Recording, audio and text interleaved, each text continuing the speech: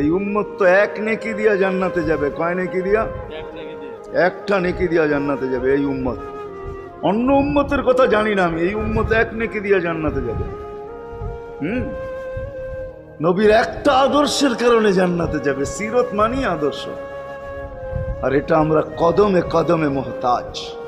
কেননা এই ছোট জীবনটা যদি গ্রহণযোগ্যতা পর্যন্ত পৌঁছাইতে হয় আল্লাহর কাছে, চাই নারী হই, চাই যুবক হই, চাই বৃদ্ধ হই, যেই মানুষই হই না কেন, যেখানেরই হই না কেন, যেই বাসারই হই না কেন, যেই বর্ণেরই হই না কেন, যেই পেশারই হই না কেন, যেই সোসাইটিরই হই না কেন, এই জীবনটাকে যদি গ্রহণযোগ্যতা পর্যন্ত পৌঁছাইতে হয় কার কাছে? দুনিয়া আলাদের কাছে না, মালিকের কাছে, যিনি এক ফোঁটা পানির থেকে অস্তিত্ব দিয়েছেন, যার কাছে আবার আমাদেরকে ফিরা যেতে হবে।